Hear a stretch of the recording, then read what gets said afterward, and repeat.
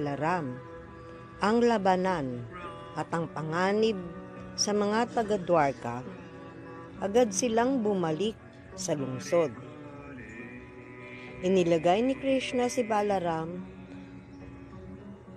sa estratehikong posisyon upang protektahan ang lungsod, at siya mismo ang nagsabi sa tagapagpatakbo ng kanyang karuwahe, "Dalhin mo ako kung saan naroroon si Salba."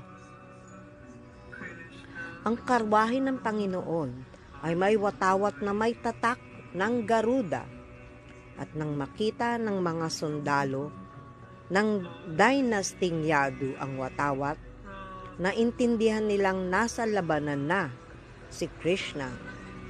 Sa mga oras na iyon, halos lahat ng sundalo ni Salba ay napatay na. Ngunit nang makita ni Salba si Krishna, agad siyang nagpakawala ng isang malakas na sandata na lumipad sa himpapawid na may nakakabinging tunog na parang isang malaking bulalakaw. Napakaliwanag nito, kaya nagningning ang buong kalangitan. Ngunit ginamit ni Krishna ang kanyang mga palaso upang durugin ang sandata sa daan-daan at libu-libong piraso. Pinana ni Krishna si Salba gamit ang 16 na palaso, at pinaulanan niya ng maraming palaso ang eroplano ni Salba. Tinamaan naman ni Salba si Krishna sa kaliwang bahagi ng katawan, at inakala niyang nanalo na siya. Kaya't sinabi niya kay Krishna, "Krishna, traidor! Inagaw mo si Rukmini, at nung hindi nakatingin ang aking kaibigang si Sisupala, kinuha mo ang pagkakataon upang patayin siya. Iniisip ng lahat na isa kang magaling na mandirigma, pero sa tingin ko,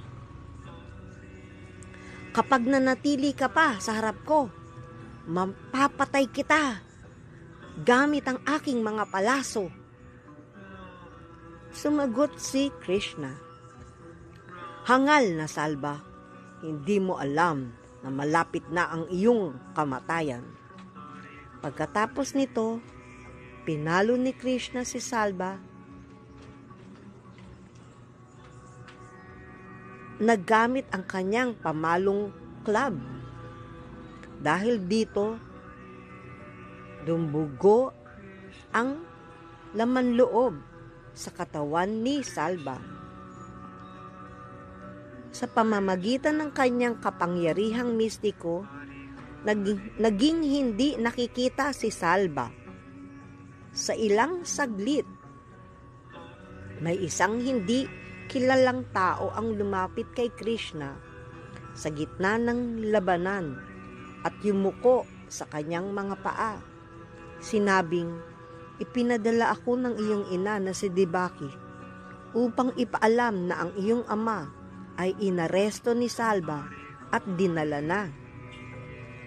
Pagkatapos ay iniharap ni Salba kay Krishna ang isang lalaki na parang si Vasudeva, ang ama ni Krishna. Lahat ng ito ay gawa ng kapangyarihang mistiko ni Salba.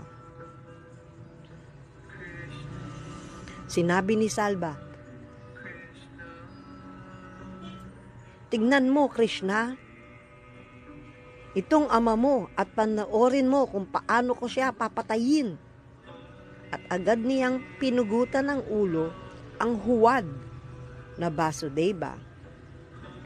Dinala niya ang bangkay pabalik sa kanyang eroplano.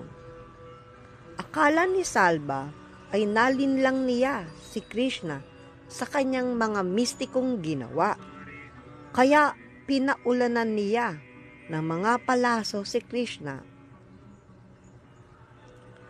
Ngunit si Krishna ginamit ang kanyang mga palaso na naging sanhi ng pagkawasak ng baluti, pana at helmet ni Salva.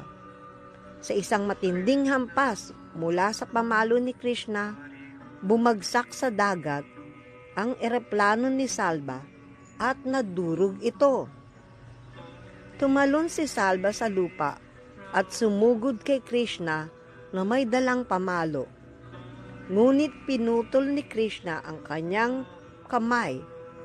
Pagkatapos, gamit ang kanyang disc, pinugutan niya ng ulo si Salva. Ang lahat ng mga demigods sa kalangitan ay nagdiwang sa pamamagitan ng pagpalo ng mga tambol at pag-ihip ng mga conch shell. Galak na galak sila sa tagumpay ni Krishna.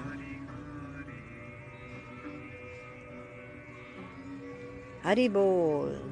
Dito nagwawakas ang kasaysayan ni King Salva.